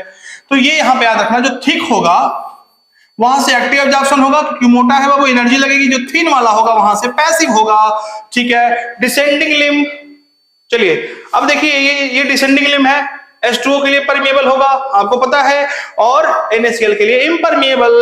ऐसा क्यों होता है, नीचे देखेंगे। असेंडिंग लिम्ब H2O के लिए इम्परमिएबल होगा, NaCl के लिए क्या होगा, परमिएबल। याद रखना है इस बात को। ऊपर से नीचे देखिए, अब इसको याद नहीं करना है, देखो ध्यान से।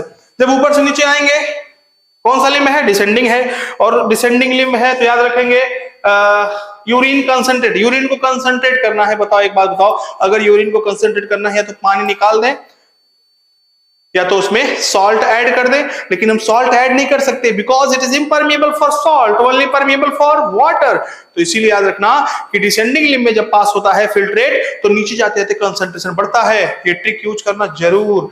और अगर ऊपर जाता है तो क्या होगा, डाइल्यूट हो रहा है। डाइल्यूट होने के लिए या तो हम पानी ऐड कर दें या तो सॉल्ट निकाल दें। तो जब असेंडिंग लिम्ब जो है it is impermeable for water, तो पानी निकाल नहीं सकते, तो उसमें क्या हम कर सकते हैं, मतलब पानी ऐड नहीं कर सकते, तो उसमें से हम NaCl निकाल देते हैं।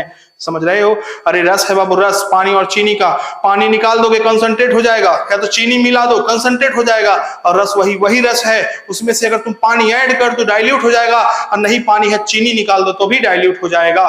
समझना इस बात को। आगे देखना, reabsorption by DCT, very very important, याद रखेंगे। Conditional reabsorption of Na plus and water, जरूरत के अनुसार बॉडी, मान लो तुम बाबू फंस गए हो कहीं सहारा डेजर्ट में और तुमको जरूरत है पानी की, उस केस में क्या होगा, तुम्हारी बॉडी, तुमको पानी नहीं मिल रहा है, कोई ओएसिस नहीं दिख रहा है, कोई पानी का सोर्स नहीं दिख रहा है, अब तुम क्या करोगे, उस केस में तुम्हारा बॉडी क्या करेगा, DCT से, कहां से, DCT से पानी को एब्जॉर्ब करेगा। इसीलिए लिखा हुआ है क्या, conditional reabsorption of Na plus and water, conditional reabsorption of Na plus and water. याद रखना, कंडीशनल, जरूरत के हिसाब से, जब आपकी बॉडी को नीड है तब ये करेगा, रेगुलर नहीं। ब्लड में Na प्लस कम, देखो मैकेनिज्म क्या है, ब्लड में क्या हो गया, Na प्लस कम हो गया तो रिलीज क्या होगा, एल्डोस्टेरॉन। क्या रिलीज होगा, एल्डोस्टेरॉन, और क्या हो जाएगा, reabsorption of Na plus and H2O from DCT actively होगा। याद रख लेना अगर मन करे तो। लेकिन ये याद रखेंगे कंडीशनल रीअब्जॉर्प्शन कैसे होता है, ध्यान से देखेंगे। अगर आपको लगी प्यास, आपके पास है पानी नहीं, उस केस में अब आपके PCT से जितना एब्जॉर्ब होना तो हो गया है, DCT से तो रोज एब्जॉर्ब नहीं होता है, जब जरूरत पड़ेगी तब होगा। अब जरूरत पड़ गई है, अब हम क्या करें, जिनको ये तेज लग रहा है 0.5 पे देखेंगे बाबू, ऐसे बढ़ेगा, जब जरूरत पड़ेगी, ठीक है ना। चलिए अब देखना, जब जरूरत पड़ेगी, कंडीशनल, ठीक है। तो ब्लड में Na प्लस जैसे कम हुआ तुरंत एल्डोस्टेरॉन रिलीज होगा, और जैसे एल्डोस्टेरॉन रिलीज होगा बाबू, याद रखना, reabsorption of Na plus and H2O from DCT। Blood में कमी थी, किसकी कमी थी, ब्लड में पानी की कमी है, सोडियम की कमी है, तुरंत एब्जॉर्ब कर लो DCT से। कहां से, अरे PCT से तो हो ही रहा था, हमेशा होता है, ताकि जो यूरिन है वो कंसंट्रेटेड जाए बाहर, पानी कम से कम जाए। लेकिन अगर पानी की जरूरत तुम्हारी बॉडी को बहुत ज्यादा पड़ गई तो DCT से भी थोड़ा खींच लो बाबू, भले बाहर लेडी निकल जाए, याद रखना इसको। चलिए आगे देखेंगे। अब एक और काम यहां होता है, DCT पे एल्डोस्टेरॉन एक्ट तो कर ही रहा है, एक और है गधा बाबू, ADH, जिसे हम कहते हैं क्या, वैसोप्रेसिन। ADH vasopressin. देखें ADH का full form anti diuretic hormone. चलिए ऐसा क्यों है देखेंगे, अभी वो जरूरत नहीं जानना। देखिए होता क्या है, पोस्टीरियर पिट्यूटरी से निकलता है ADH, क्या निकलता है, ADH, और वो एक्ट करता है सीधे DCT पे। NCERT ने लिख रखा है साफ साफ, कौन लिखा है, NCERT, याद रखेंगे इसको। और ADH और वैसोप्रेसिन दोनों सेम है, और वो एक्ट करता है कहां पे, DCT पे, और वहां से सिर्फ और सिर्फ पानी का एब्जॉर्प्शन करवाएगा। याद रखना, अगर एल्डोस्टेरॉन DCT पे एक्ट करेगा तो पानी और सोडियम दोनों का रीअब्जॉर्प्शन करवाएगा, लेकिन अगर सिर्फ वैसोप्रेसिन अगर कर रहा है, क्या कर रहा है, देखिए मेरा कैमरा चल रहा है कि नहीं, अगर सिर्फ वैसोप्रेसिन कर रहा है, चल तो रहा है, वेरी गुड, ओके। अगर वैसोप्रेसिन है तो ध्यान से समझना, अगर ADH एक्ट कर रहा है तो सिर्फ पानी को एब्जॉर्ब करवाएगा, रीअब्जॉर्ब करवाएगा, कहां से, DCT से। लेकिन अगर एल्डोस्टेरॉन करेगा तो Na प्लस भी और पानी भी।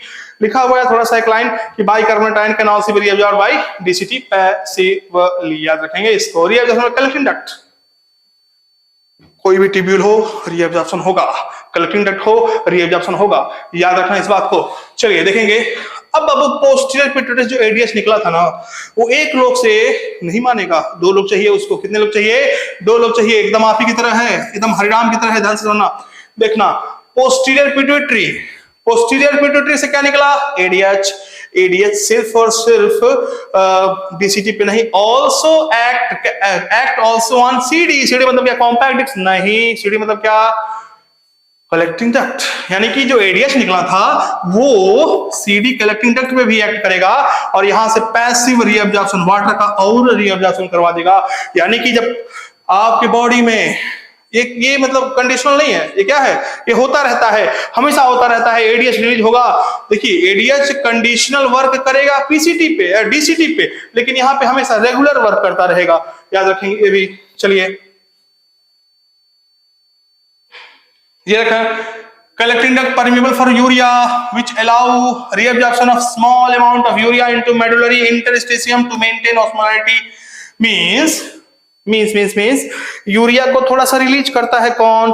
Collecting duct. किस में? इंटरस्टिशियम में, मतलब वहीं पे ब्लड में, ताकि जो है उसका ऑस्मोटिक कंसंट्रेशन, ऑस्मो रेगुलरिटी बनी रहे। याद रखेंगे, ये याद रखना। पीएच और आयनिक बैलेंस मेंटेन करने के लिए कौन कौन जिम्मेदार है? पीसीटी भी, डीसीटी भी, सीडी भी। याद रखना, लूप ऑफ हेनले इस लिस्ट में शामिल नहीं है, क्वेश्चन बनने की प्रबल संभावनाएं रहती है नीट में। चलिए आगे देखें। ट्यूबुलर सिक्रेशन ऑलवेज एक्टिव, वैसा क्या होगा? यहाँ पे एक्टिव होगा। चलिए एक्टिव, और ये पैसे ज्यादा इस चैप्टर से पूछता नहीं है। ब्लड से ट्यूब्यूल में किसी चीज को खींच लेना, इसमें ब्लड से ट्यूब्यूल में, अगर हम ब्लड में खींच लेते थे तो रीअब्जॉर्प्शन कहते थे, ब्लड से दे रहे हैं तो सिक्रेशन कहेंगे, ट्यूब्यूल्स में जा रहा है तो ट्यूबुलर सिक्रेशन कहेंगे। याद रखना। कितने लोग को आज ये नया पता चला है? ठीक है, थैंक्स मी लेटर। चलिए, during urine formation the epithelial cells of renal tubules secret excretory substances from blood into filtrate. Blood में से कहां? फिल्ट्रेट में, यानी कि किसमें? ट्यूब्यूल्स में। इसे कहते हैं सिक्रीशन। देखो, कैपिलरी से कहां जा रहा है? ट्यूब्यूल्स में जा रहा है। It is an active process occurs in PCT, DCT and collecting duct and loop of Henley. सब में होता है बाबू, सब में। चलिए इसको रटवाते हैं। ये जो सिक्रेशन है कहां कहां क्या क्या होता है? तो पहली बात याद रखना बाबू, एक चीज, ये और ये सेम है। पीसीटी में जो होगा वही डीसीटी में होगा। पीसीटी में selective secretion of H+ NH3K+, और इसमें भी selective secretion of H+ NH3K+। दूर होता इसे याद हो गया। यानी कि selective secretion of K+, H+ and NH3, तीनों का, दोनों के लिए सेम है। किसके लिए सेम है? डीसीटी में जो हो रहा है सिक्रेशन वही हो रहा है पीसीटी में। ये LOH में सिर्फ और सिर्फ यूरिया क्या हो रहा है? अरे कलेक्टिंग डक्ट से निकल रहा है। एनसीईआरटी में देखो ना, कलेक्टिंग डक्ट से निकला, गप दे घुस गया किसमें? लूप ऑफ हेनले में। याद रखेंगे इसको।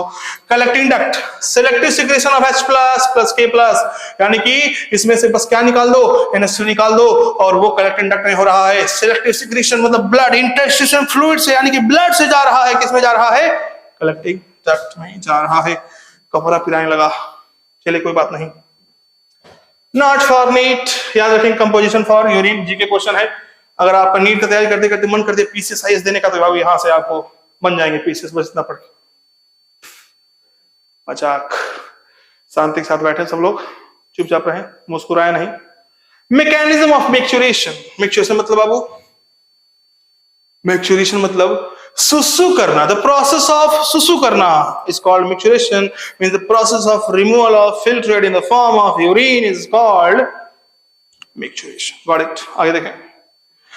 Urine light yellow in colour due to urochrome pigment. ये सब आपको पहले सीपीएमटी वगैरह में आता था, एम्स में आता था। 25 से, ये इंपॉर्टेंट है, वेरी वेरी इंपॉर्टेंट। 25 से 30 ग्राम ऑफ यूरिया एक दिन में। आप 25 से 30 ग्राम यूरिया, आपको पता है अगर आप खेत में यूरिया खाद डालते हैं तो एक दिन में आप 25 से 30 ग्राम यूरिया क्या करते हैं बाबू? सिक्रेट करते हैं। तो आपके घर में 10 लोग हैं, यानी कि 10 लोग मिलके 250 ग्राम यूरिया, यानी कि हम कहें कि ये एक दिन में 250 ग्राम है, तो 30 दिन में कितना हो गया बाबू? उसी हिसाब से जोड़ लें, और देखिए 3-4 महीने में एक बोरा यूरिया खाद तैयार हो जाएगा। 1600-1700 बच गया। समझ रहे हो ना? हम लोग वेस्ट से भी पैसा बचा सकते हैं। हंस कर रहे हो, सही बता रहे हैं। चलिए आगे बढ़िए, करना मत गधे। ओके, तो 1 से 1.5 लीटर यूरिन पर डे निकलता है। Maturation means the process of removal of urine outside the body. हम क्या कहे थे? भोजपुरी में कुछ गलत कह रहे थे क्या? Okay, time is running like red horse. Okay, आगे देखें। मैकेनिज्म ऑफ मिक्सचरेशन, एक तरह से नहीं, दो तरह से, मतलब कि हर तरफ से याद रखेंगे इसको। बड़ा कर दें आपको दिख जाए पूरा। देखिए बाबू, ध्यान से समझना, मैकेनिज्म, तो आपके सामने पेश करते हैं mechanism of micturition in 1 minute. Time start now. देखिए ध्यान से, आपको लगा है सुसु, क्या लगा है बाबू? आपको बहुत तेज लग गया है सुसु। उस केस में धीरे धीरे यूरिन बन के आ रहा है, ये यूरिनरी ब्लैडर में जाके इकट्ठा हो रहा है। यूरिनरी ब्लैडर जैसे 200 से 400 ml माल इकट्ठा हुआ, यहाँ पे स्ट्रेच रिसेप्टर्स होते हैं, ये तुरंत स्पाइनल कॉर्ड को, और स्पाइनल कॉर्ड सीधे ब्रेन को बताएगा कि अरे इसको निकालो नहीं तो मामला फट सकता है। अब क्या करेगा, यहाँ पे ध्यान समझना, ये ब्रेन सीधे सिग्नल करेगा किसको?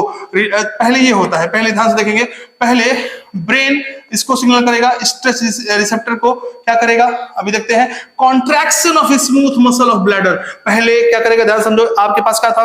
अरे यार 1 मिनट ज्यादा हो गया, फिर से आइए समझते हैं 1 मिनट में कैसे यूरिन का मैकेनिज्म निकालने का है। नहीं हो जाएगा, ठीक है, फिर से आपके सामने पेश करते हैं मिक्सचरेशन का मैकेनिज्म, हाउ टू, नहीं चलो कोई बात नहीं, पिक्चर थोड़ी रिकॉर्ड करना है, समझ में आना चाहिए तुम लोग को। देखो बाबू, हुआ क्या, एक मान लो हरिराम थे, हमारे प्रिय आलम जी वो उनको लग गया, हाँ सुसु लग गया। लगा कैसे? पहले 5 ग्राम आया, 10 ग्राम आया, 20 ग्राम, लेकिन जब 200 से 400 ml माल इकट्ठा होने लगा वहां पे, अब रहा नहीं जा रहा उनको। अब हुआ क्या, धीरे से बाबू डायरेक्ट ब्रेन को तो सिग्नल नहीं भेजेगा, पहले स्पाइनल कॉर्ड को भेजेगा, और बदले में स्पाइनल कॉर्ड इसको पहुंचाएगा। यहाँ मैसेज, ब्रेन कहेगा अरे इतना माल इकट्ठा हो गया गधे, तुम इसको निकालो जल्दी। अब उसके लिए क्या करेगा, वो तुरंत जो ब्रेन है, सीएनएस है, तुरंत वो कॉन्ट्रैक्शन करवाएगा किसका? ब्लैडर में, जो यूरिनरी ब्लैडर में जो स्मूथ मसल है, और उसी समय सीधे यूरेथ्रा पे एक्ट करेगा और उसको रिलैक्स करवाएगा। अरे यहां से कॉन्ट्रैक्शन, यहां से रिलैक्सेशन, एक तरह से दबा रहे हैं, नीचे से खुल रहा है, बाहर। समझ में आया? This is the mechanism of micturition. Okay, आगे देखें। Urinary bladder filled with urine, stretch receptors send signal to CNS.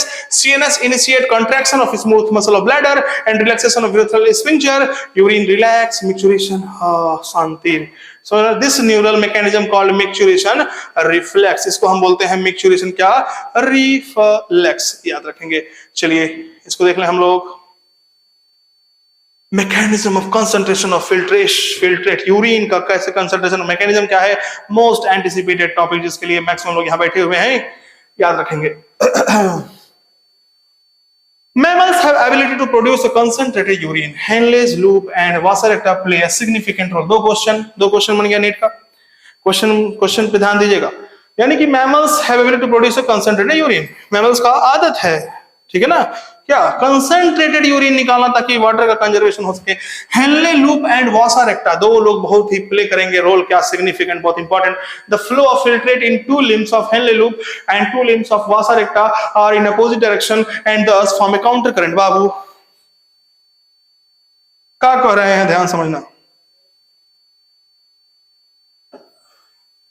ई है बाबू हेनले लूप, ठीक है,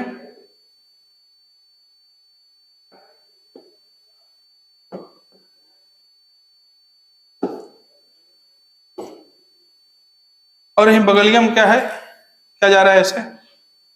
वासा रेक्टा, ये है वासा रेक्टा, ये है हेनले लूप। अब बताओ, यहाँ पे ब्लड ऐसे जा रहा है, यहाँ पे ब्लड ऐसे जा रहा है, दोनों अपोजिट डायरेक्शन में है, इसे कहते हैं काउंटर करंट। क्या कहते हैं? इससे एक फोर्स जनरेट होता है, जिससे दोनों के आसपास में कुछ डिफ्यूजन होते हैं। समझ रहे हैं वो क्या होते हैं, कैसे कंसंट्रेशन मेंटेन होता है, हम आगे बढ़ के देखेंगे। पहले काउंटर करंट का मतलब समझिए। और देखिए, ये दोनों आपस में उल्टा है, काउंटर करंट, ये दोनों आपस में उल्टा है, काउंटर करंट। और कुछ है क्या? ये भी दोनों आपस में उल्टा, ऐसा नहीं बीच में गैप होता है, बहुत ही सब माइक्रो यार, ये सब बहुत छोटे छोटे ट्यूब्स हैं, ऐसा नहीं एक नली पूरा अंदर है ना, बहुत छोटे होते हैं ये सब। तो ये दोनों आपस में भी, यानी कि हम कह सकते हैं कि हेनले लूप का अपना खुद का अपना भी काउंटर हो गया, अपना भी काउंटर करंट है वो। मींस एक ऐसे है, एक ऐसे, इसमें ऐसे जा रहा है, इसमें ऐसे जा रहा है, क्या हो गया काउंटर करंट। इसके बगल में वासा रेक्टा है, इसमें ऐसे जा रहा है, वासा रेक्टा में ऐसे जा रहा है, यानी कि वासा रेक्टा हेनले लूप खुद ब खुद एक क्या है काउंटर करंट, और वासा रेक्टा का अपना दोनों क्या है काउंटर करंट, और हेनले लूप का अपना दोनों क्या है काउंटर करंट। कौन करंट काउंटर करंट ध्यान से देखेंगे। Function of counter current mechanism is to concentrate urine, बहुत सिंपल लैंग्वेज में फंक्शन क्या है, काउंटर करंट की जरूरत क्या है ताकि यूरिन कंसंट्रेट हो सके, याद रखेंगे। Human can produce clearly 4 times, very very important, 4 गुना concentrated than the initial filtrate. Initial filtrate जो बना है बाबू उसका 4 गुना कंसंट्रेटेड बाहर निकलता है, जो बनता है उससे 4 गुना ज्यादा। आ गया हीरोआ, देख रहे हो। बस आधे घंटे और रुक जाओ, 15-20 मिनट खत्म है, देखेंगे। देखो बाबू, ये है कार्टेक्स, ये क्या है कार्टेक्स। देखो लाइन खींचा गया है, इसके नीचे है मेडुला, कॉन्डुला बाबू, कॉन्डुला मेडुला, ठीक है, याद रखेंगे। अब देखो ये जो इसमें जो डुबाया गया है, ये मान लो क्या है, रिंच दिख रहा है ना, बोमन्स कैप्सूल, ये पूरा रेनल टेब्यूल है, नेफ्रॉन, इसको डुबाया गया है जिस लिक्विड में, फ्लूइड में, उसी को बोलते हैं इंटरस्टिशियम मेडुलरी फ्लूइड। अब ध्यान से देखो, इंटरस्टिशियल मेडुलरी फ्लूइड का जो यहाँ पे ऊपर कॉर्टेक्स, पहला क्वेश्चन कॉर्टेक्स में कितना है 300 मिली, बाबू मॉस्मोल नहीं है ये, मिली ऑस्मोल, ये ऑस्मोलरिटी है, ये मिली है पर लीटर, मिली ऑस्मोल पर लीटर, यूनिट है कंसंट्रेशन का, जितना ज्यादा रहेगा वैल्यू उतना ही कंसंट्रेशन ज्यादा। अब देखो बाबू 300 यहां है, 400 यहां है, 600 यहां है, 800 यहां है, 1000 होगा तो बीच में 900 होगा, सब लिखना जरूरी है क्या। और यहाँ लास्ट में आते थे 1200 है, ये किसका कंसंट्रेशन है, ना हेनले लूप का बता रहे हैं ना वासा रेक्टा का बता रहे हैं, अरे हम तो बता रहे हैं कि जो फ्लूइड है इसके हिसाब से अब काम करना पड़ेगा। क्या करना पड़ेगा, ध्यान से देखो, एकदम लगे रहो बाबू। यहाँ पे फिल्ट्रेशन हुआ, बोलो यस, और जैसे फिल्ट्रेशन हुआ यहाँ पे तो याद रखेंगे, यहाँ पे क्षण के मामला आया, मसाला आ गया, फिल्ट्रेट आ गया। अब जैसे आया तो इसका कुछ भी कंसंट्रेशन रहा हो, यहाँ पे अगर 300 है तो यहाँ पे कितना होना पड़ेगा 300। अरे ये सब सेल्स, ये जो सेल्स हैं बहुत पतले पतले हैं, मींस अगर यहाँ पानी ज्यादा है तो यहाँ पे फ्लो कर जाएगा, यहाँ पानी ज्यादा है तो यहाँ फ्लो कर जाएगा, यहाँ साल्ट ज्यादा है तो यहाँ फ्लो कर जाएगा, यहाँ साल्ट ज्यादा है तो यहाँ फ्लो कर जाएगा। यानी किसी ना किसी तरीके से इसको मेंटेन करना है, क्या, ऑस्मोलरिटी को। इसीलिए अगर यहाँ 300 है तो अंदर भी कितना होना पड़ेगा 300। ध्यान से देखो, अगर 300 मान लो यहाँ पे है, नीचे आया, नीचे यानी कि आ गया मेडुला में प्रवेश कर गया, यहाँ पे करना है 400, क्या करना है 400 बाबू, 400, 300 से 400 करना है, यानी कि अपनी ऑस्मोलरिटी बढ़ानी है, यानी कंसंट्रेशन बढ़ाना है। अगर कंसंट्रेशन बढ़ाना है या तो नमक मिलाना है, यानी कि NaCl मिलाना है, या तो H2O हटा देना है। लेकिन जैसा कि हमने पहले पढ़ते आए हैं, ये जो descending limb of loop of Henley है, ये हमेशा परमेबल होता है वाटर के लिए, साल्ट के लिए हम कुछ नहीं कर सकते, यहाँ पे ना तो मिला सकते हैं ना निकाल सकते हैं। अब हमको नीचे जाना है तो कंसंट्रेशन बढ़ाते जाना पड़ेगा, क्योंकि अगल बगल वाला कंसंट्रेशन क्या है, ज्यादा है, और बढ़ाने के लिए हम क्या करेंगे, सॉल्ट तो मिला नहीं सकते क्योंकि impermeable for water, impermeable for salt है, और परमिएबल फॉर क्या है, वाटर है। तो परमिएबल फॉर वाटर, यहाँ से देख रहे हैं H2O निकल रहा है, और जैसे जैसे H2O निकलता जाएगा कंसंट्रेशन, अरे देखो 300, 400, 600, 800, 1000, 1200, देख रहे हैं 1200 कंसंट्रेशन हो चुका है, क्योंकि बाहर के फ्लूइड का भी कंसंट्रेशन कितना है 1200 मेंटेन करना है, मैंने आपको बताया है। अब देखो, अब ऊपर जाना शुरू किया, अब जैसे ऊपर जाना शुरू किया फिर से देखो यहाँ 900, 1000 रहा होगा, फिर 900, 800 होने लगेगा। अब इसको होने के लिए डाइल्यूट, यानी कि ऊपर जाना है तो अगल बगल वाला डाइल्यूट, इसको भी डाइल्यूट होना पड़ेगा।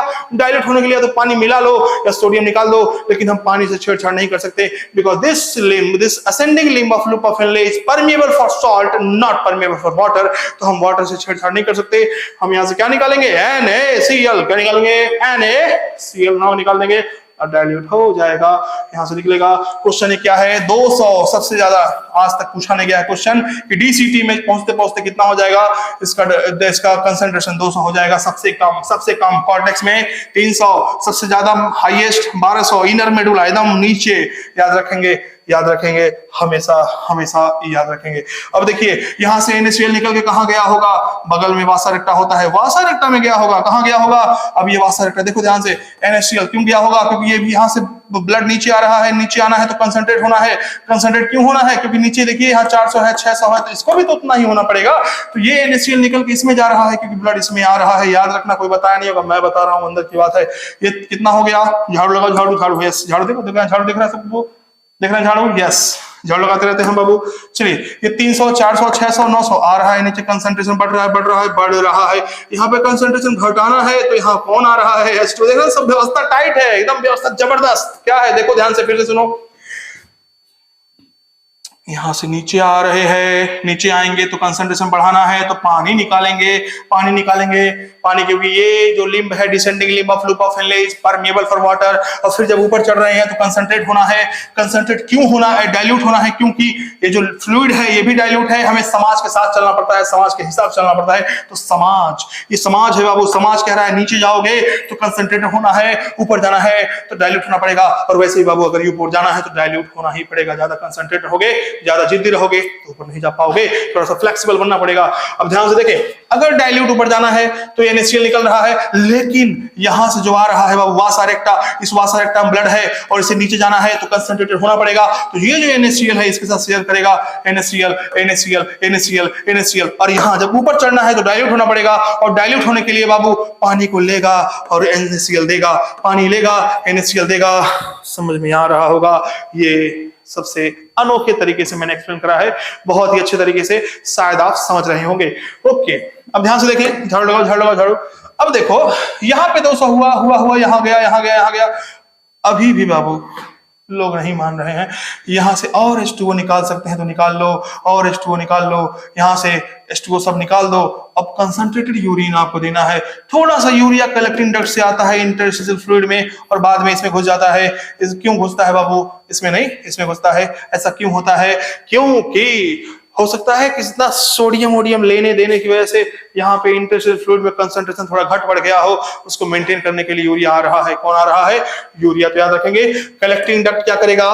सिक्रीट नहीं कर रहा है बाबू, यही तो प्रॉब्लम है। रीअब्जॉर्प्शन ऑफ यूरिया हो रहा है, ब्लड में कुछ आ रहा है, रीअब्जॉर्प्शन, ब्लड से कुछ जा रहा है, सिक्रेशन, यही तो प्रॉब्लम है। समझ जाना, बाहर निकल कौन गया? सुसु, यूरिन गया बाहर। तो याद रखेंगे, कोई दिक्कत नहीं किसी को, क्वेश्चन सर बता दिए। तो अब चीज याद रखना है एक रटने वालों के लिए बाबू, देखो हरियाणा में देखो, ऊपर से नीचे डिसेंडिंग लिम्ब, चाहे LOH हो चाहे S वासा रेक्टा हो, H2O ही निकलेगा। क्या निकलेगा? क्या निकलेगा?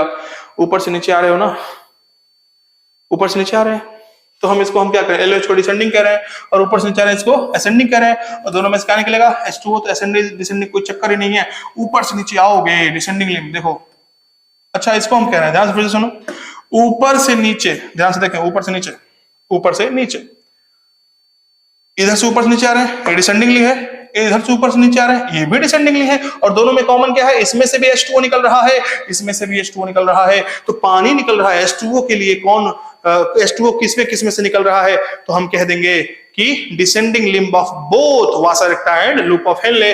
दूसरा देखो ट्रिक बाबू, नीचे से ऊपर असेंडिंग लिम्ब, LOH हो या लूप ऑफ हेनले हो या वासा रेक्टा, NaCl निकलेगा। ध्यान से देखो, ऊपर चढ़ रहे हैं NaCl निकल रहा है, ऊपर चढ़ रहे हैं वासा रेक्टा में NaCl निकल कहां गया? निकल के देखो NaCl निकल रहा है। ट्रिक है याद करने का, याद रखेंगे, बहुत ही इंपॉर्टेंट था ये, सबको बहुत भूलता है, पता नहीं कहा है, इतना पढ़ा करो हमसे सब लोग मजाक कर रहे हैं। Flow of filtrate in two limbs of loop of Henle is in opposite direction called counter current. Flow of क्या? मजाक उड़ा रहे हो? नया साल आने दो। चलिए, flow of filtrate in Vasa रेक्टा also counter current बता दें। कॉर्टेक्स लेस ऑस्मोलरिटी होता है, मेडुला में इंक्रीजिंग ऑस्मोलरिटी 300 से 1200 हो जाता है। This increase in osmolarity from cortex to medulla is due to two factors, proximity between LOH and vasa recta. Vasa recta और LOH सटे है, जिसको जिसकी जरूरत है आपस में लेन देन कर रहे हैं। Counter current fashion, counter current mechanism, इन दोनों को मिला करके पूछेगा क्वेश्चन। ऑस्मोलरिटी में जो कॉर्टेक्स से मेडुला में जाते जाते जो ऑस्मोलरिटी में इंक्रीज हो रहा है, किसकी वजह से? इन दोनों की वजह से, याद रखेंगे। Gradient is mainly caused by NaCl and urea. जो कंसंट्रेशन ग्रेडियंट है वो किसकी वजह से हो रहा है? अरे साफ साफ से NaCl नजर आ रहा है, कहीं कहीं यूरिया नजर आ रहा है। तो दोनों लोग इंटरस्टिशियम फ्लूइड के कंसंट्रेशन के लिए जिम्मेदार हैं, याद रखेंगे। This NaCl return to interstitium fluid by ascending limb of vasa recta. Ascending limb of vasa यानी कि NaCl return to interstitium fluid by ascending limb of vasa. इसका मतलब क्या? देखिए सब लोग कंफ्यूज होते हैं। Ascending limb of vasa recta, देखो लूप ऑफ हेनले में NaCl था, इसमें से कहा गया वासा रेक्टा। अब देखो देखो देखो देखो देखो वापस ये NaCl यहां आ रहा है और यहां से वापस किसमें? इंटरस्टिशियल फ्लूइड में पहुंचा दे रहे हैं। यानी कि लूप ऑफ हेनले में से पहले डिसेंडिंग में गया, फिर लास्ट में लिखा है कि NaCl is return to interstitium fluid with the help of ascending limb of vasa recta. Vasa recta से बाहर निकाल दिया जा रहा है। बोले yes yes. Okay. Small amount of urea enters the thin segment of LOH reservoir from CD। देखो ध्यान से, देखो यहां से निकल रहा है यूरिया, कहां जा रहा है? कहां जा रहा है? इसमें जाके घुस जा रहा है। एनसीईआरटी फिगर देखेंगे, लूप ऑफ हेनले में घुसा हुआ दिखाया जा रहा है, यानी सिक्रीशन हो रहा है यूरिया का लूप ऑफ हेनले में। और रीअब्जॉर्प्शन कहां से हो रहा है? कलेक्टिंग डक्ट से। मैकेनिज्म ऑफ किडनी फंक्शन, याद रखेंगे, functioning of kidney mentioned and regulated by hormonal feedback. बहुत ज्यादा इंपॉर्टेंट, हद हो गया इंपॉर्टेंस का। एक क्वेश्चन आ रहा है, याद रखना। चलिए, हार्ट, हाइपोथैलेमस, जेजीए सब पढ़ेंगे अभी, देखना। जेजीए का फुल फॉर्म क्या है? Juxta glomerulus apparatus। JGA is a special sensitive region formed by cellular modification in DCT and afferent arteriole at the location of their। very very important question पूछा गया आपसे, तो टेस्ट में आ जाए, क्या करोगे? मान लो कोई कह दिए व्हाट इज JGA कह देना अच्छा एडिशन तो बताए थे कि जहां पे DCT दिख जाए और जहां पे एफरेंट दिख जाए उसी को टिक कर देना। DCT प्लस एफरेंट मिलके जहां जंक्शन पे बनाते क्या है? JGA। चलिए, the JGA can sense change in BP। JGA काम क्या है? BP में अप डाउन चेंज कर चेक कर लेगा, मतलब सेंस कर लेगा। JGA contain mainly JG cell. JG के पास होता क्या है? JG सेल होता है विच रिलीज हार्मोन रेनिन। कौन सा हार्मोन? एक एंजाइम होता है रेनिन, यानी कि RENNIN। तो वो नहीं है बाबू हार्मोन, पहले एंजाइम गलती लिख दिया तो फिर काट लिखा है। बहुत ऑनेस्ट हुआ, बता दिया मैंने, ठीक है ना? ओके। JGA के पास कौन सा सेल है? JG सेल, जो रिलीज क्या करेगा? बोलो यार, रिलीज करेगा हार्मोन रेनिन। JG सेल्स और also release erythropoietin hormone. Erythropoiesis, RBC down हुआ, O2 शॉर्टेज हुआ, सफोकेशन हुआ, किडनी सेल एक्टिव हुआ। किडनी से जो लिखवाए थे ब्रीदिंग में नहीं, सर्कुलेशन में, यही था। और बताया था मैंने कि ये कौन क्या JG सेल क्या रिलीज करेगा? एरिथ्रोपोएटिन। एरिथ्रोपोएटिन किस पे एक्ट करेगा? किस पे? Red bone marrow. Bone marrow क्या रिलीज करेगा? RBC करेगा, RBC। और बाबू RBC का क्या हो जाएगा? हमारा फिर से ऑक्सीजन का कमी पूरी हो जाएगी। Function of kidney by 3 factor, JGA, hypothalamus, heart. चलिए देखिए, सबसे पहले 3 मैकेनिज्म पढ़ेंगे हम लोग, रास mechanism, ADH mechanism, ANF mechanism. याद रखना तीनों। अब एक एक करके पढ़ते हैं, एकदम जबरदस्त तरीके से फ्लो चार्ट बना के। देख रहे हो एकदम चार्ट बना है पूरा, टिक्की वाला चार्ट है, ध्यान से खाना है इसको। Renin angiotensinogen aldosterone system. Renin angiotensinogen aldosterone system, याद रखेंगे। ओके, आगे देखें। देखिए, आपके बॉडी में ब्लड लॉस हुआ या फ्लूइड लॉस हुआ या तो किसी भी तरह से ब्लड प्रेशर घट गया। ब्लड प्रेशर घटा क्योंकि GFR घटा। GFR जैसे ही घटा, किडनी का जो JG सेल होगा बाबू, वो रिलीज करेगा रेनिन। ध्यान रखो, आपका ब्लड प्रेशर लो, आपका GFR लो, आपका GFR लो, आपका ब्लड प्रेशर लो, आपका ब्लड प्रेशर अगर लो हो गया तो आपका किडनी सेल एक्टिवेट हो गया। किडनी सेल मतलब कौन? JG cell. और JG सेल ने रिलीज किया रेनिन। ये रेनिन अब देखो ध्यान से, यहीं रुक जाएगा, वेट करेगा किसका? बाबू लीवर से आएगा एक और इनएक्टिव फॉर्म में केमिकल, जिसको बोलेंगे एंजियोटेंसिनोजन। क्या बोलेंगे? एंजियोटेंसिनोजन। क्या बोलेंगे? एंजियोटेंसिनोजन। ये रेनिनमा बाबू एंजियोटेंसिनोजन को कन्वर्ट कर देगा एंजियोटेंसिन फर्स्ट में। किसमें कन्वर्ट करेगा? एंजियोटेंसिन फर्स्ट में। याद रखना। BP क्या हुआ? लो, ठीक है ना? चलो अभी बताएंगे। अच्छा ठीक है, BP हुआ लो, GFR हुआ लो, JG सेल हुआ एक्टिव। JG सेल अगर हुआ एक्टिव तो रिलीज किया रेनिन रिलीज किया। ये किसके साथ? इसने क्या किया? लिवर के द्वारा जो रिलीज हुआ था एंजियोटेंसिनोजन, उसको कन्वर्ट कर दिया एंजियोटेंसिनोजन 1 में। और एंजियोटेंसिनोजन 1 कन्वर्ट हुआ एंजियोटेंसिन 2 में। याद रखें ये एंजियोटेंसिन 1 है, ये भी एंजियोटेंसिन 2 है। जेल लग गया तो इनएक्टिवेट है, ये दोनों एक्टिवेट है। इसको एक्टिवेट करने के लिए एक एंजाइम एसीई लंग से आता है, याद नहीं करना है, एनसीईआरटी ने लिखा है, बस ऐसे लिख दिया मैंने बताने के लिए मुझको आता है। आगे देखें, अब ये जो एंजियोटेंसिन 2 है इसके 3 फंक्शन होंगे। कितने फंक्शन होंगे? 3 फंक्शन। कैसे कैसे क्या? ये सबसे पहले हाइपोथैलेमस पे एक्ट करेगा। हाइपोथैलेमस में आपको पता है थर्स्ट सेंटर होता है, प्यास लगने का सेंटर, उसको एक्टिवेट कर देगा। आप पानी पियोगे, बीपी थोड़ा सा बढ़ जाएगा, बॉडी फ्लूइड बढ़ जाएगा तो बीपी भी बढ़ेगा। दूसरा, ये हार्ट पे जाएगा, एक्ट करेगा। Heart angiotensinogen being a powerful vasoconstriction. बाबू एक बात बताओ, बीपी लो है यानी कि आप हवा में, आप फूल में पानी दे रहे हो, अगर बहुत तेज आपको प्रेशर बढ़ाना है तो हम उसको दबा देते हैं, यानी कि वेसल्स को कॉन्स्ट्रिक्ट कर देते हैं। अगर कोई वैसोकॉन्स्ट्रिक्टर है जो वेसल्स को पतला कर दे तो प्रेशर बढ़ जाता है। तो याद रखेंगे एंजियोटेंसिन 1 नहीं, एंजियोटेंसिनोजन नहीं, angiotensin 2 being a powerful vasoconstriction increase GFR और बीपी भी बढ़ जाएगा। फिर एंजियोटेंसिन जो देखो यहाँ पे एंजियोटेंसिन 2 एड्रिनल कॉर्टेक्स, देखिए एंजियोटेंसिन 2 पहले एक्टिवेट किया किसको? हाइपोथैलेमस को, फिर किया किसको? हार्ट में जाके जो वेसल्स थे उसको किया। अब एक्टिवेट कर रहा है एड्रिनल कॉर्टेक्स को और रिलीज करेगा एल्डोस्टेरॉन। और आपको पता है एल्डोस्टेरॉन पानी के साथ साथ Na+ का भी रीएब्जॉर्प्शन करवाता है। Reabsorption of Na+ in water from distal part of tubule and DCT and GFR को बढ़ा देगा, बीपी को भी बढ़ा देगा। ध्यान से देखिए, आइए आपको बताते हैं रास मैकेनिज्म 1 मिनट में। क्या? ओके, ध्यान से देखें रास मैकेनिज्म। रास का फुल फॉर्म रेनिन, ध्यान से देखें रेनिन एंजियोटेंसिनोजन एल्डोस्टेरॉन सिस्टम। ध्यान से देखें, ध्यान से देखिएगा, अगर आपका ब्लड प्रेशर हुआ लो, जीएफआर हुआ लो, तो आपका जेजी सेल किडनी में जो है एक्टिव होगा और वो रिलीज करेगा रेनिन। क्या रिलीज करेगा? रेनिन। अब जो बाबू लीवर से एक केमिकल निकला होगा इनएक्टिव फॉर्म में जिसे बोलते हैं एंजियोटेंसिनोजन, वो क्या करेगा? एंजियोटेंसिनोजन चेंज होगा एंजियोटेंसिन 1 में, किसकी हेल्प से? जो किडनी सेल से निकला था रेनिन। अब एंजियोटेंसिन 1 कन्वर्ट होगा एंजियोटेंसिन 2 में लंग्स द्वारा। लंग्स से एक एंजाइम निकलता है एसीई, उससे होगा, याद नहीं रखना उसको। तो ये एंजियोटेंसिन 1 कन्वर्ट होगा एंजियोटेंसिन 2 में। अब एंजियोटेंसिन 2 3 तरह का इफेक्ट दिखाएगा। सबसे पहले जाएगा हाइपोथैलेमस के पास, कहेगा अरे हाइपोथैलेमस तुम्हारी बॉडी में खून की कमी हो रही है, मतलब ब्लड प्रेशर की कमी हो रही है, अब तुम थोड़ा पानी पियो। थर्स्ट सेंटर को जगा देगा और जो हाइपोथैलेमस क्या करेगा? हाइपोथैलेमस को एक्टिवेट करेगा, वो थर्स्ट सेंटर को एक्टिवेट करेगा, स्टिमुलेट करेगा, हम पानी पी लेंगे, थोड़ा सा ब्लड फ्लो बढ़ जाएगा, जीएफआर बढ़ जाएगा। अब वो तुरंत जाएगा, अरे अभी काम नहीं बना है, हार्ट के पास जाएगा। और आपको पता है एंजियोटेंसिन 2 जो होता है वो बहुत ही तगड़ा वैसोकॉन्स्ट्रिक्टर होता है, वेसल्स को थोड़ा सा पतला कर देता है, जिससे प्रेशर बढ़ जाता है और बीपी बढ़ जाएगा, जीएफआर बढ़ जाएगा। तुरंत अभी काम नहीं हुआ, जाएगा किसके पास?